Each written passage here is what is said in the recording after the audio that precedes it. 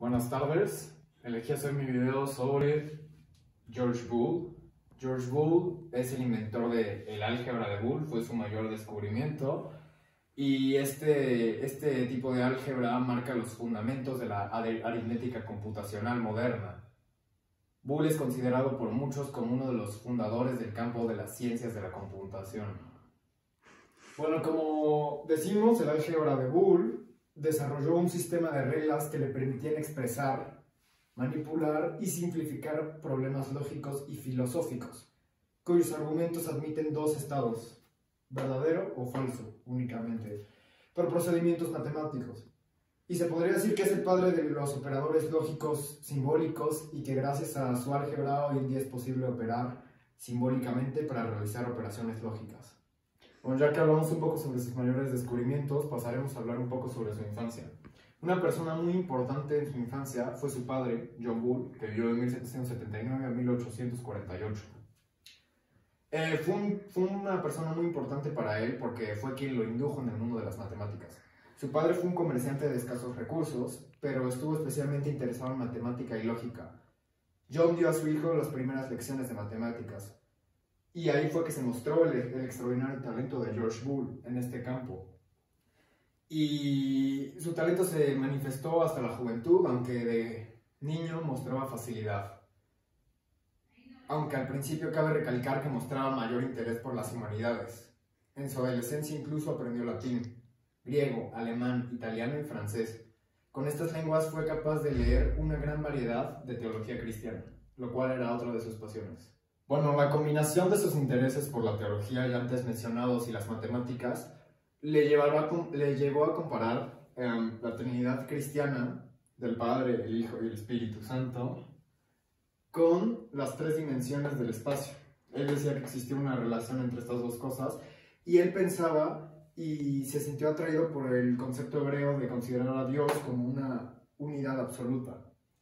Boole consideró la adopción del judaísmo, pero al final optó por el unitarismo en cuanto a sus creencias y religiones. Bueno, en 1849 fue contratado como el primer profesor de matemáticas en la entonces Queen's College, que se ubica en Cork. En la actualidad es la University College Cork. Y bueno, sus habilidades matemáticas fueron las que lo llevaron a ser el primer profesor de matemáticas ahí. También otro evento importante en su vida fue que en el año 1855 contrajo matrimonio con Mary Everest, sobrina de George Everest, quien más tarde, como la señora Boole, escribió varios trabajos educativos útiles sobre el inicio de su marido. Lo apoyó bastante al inicio de su carrera y en la publicación de sus primeros artículos. Cabe recalcar que se mantuvo como profesor en esta universidad en Irlanda durante toda su vida. Desde ahí perfeccionó sus teorías y escribió varios libros sobre ecuaciones y otras cosas. Bueno, él murió en el año de 1864, en pleno vigor de sus facultades. Murió de un ataque de fiebre que terminó en un derrame pleural. El legado de George Boole. El legado de Boole resuena por todas partes, desde los ordenadores, el almacenamiento y el acceso a la información, en los circuitos eléctricos y controles que dan soporte a la vida, en la enseñanza y en las comunicaciones del siglo XXI. Sus avances son considerados claves en las matemáticas, en el campo de la lógica y en la probabilidad, y son el sustrato de las matemáticas modernas, de la ingeniería mecatrónica e incluso de las ciencias de la comunicación. Bueno, finalmente, ya que explicamos un poco sobre su vida, sobre sus hallazgos, me gustaría explicar muy brevemente el teorema del álgebra de Boole.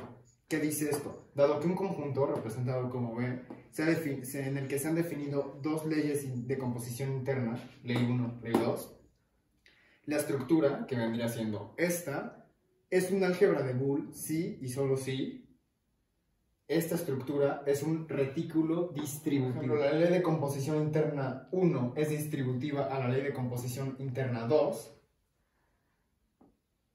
Es distributiva si se ubica, este es el desarrollo del teorema, se representa, y de la misma forma pasa si la ley de composición interna 2 es distributiva a la ley de composición interna 1.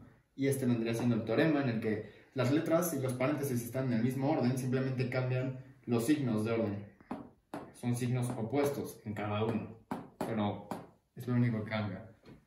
Y bueno, basándonos en esta definición, es que se determina este teorema. Este teorema nos es muy útil y le fue muy útil a Morgan en las leyes y las aplicaciones de las leyes de Morgan, las cuales hablan sobre los números que son iguales sí y solo sí, únicamente sí, y esas cosas. Espero que haya podido explicar un poco. Muchas gracias.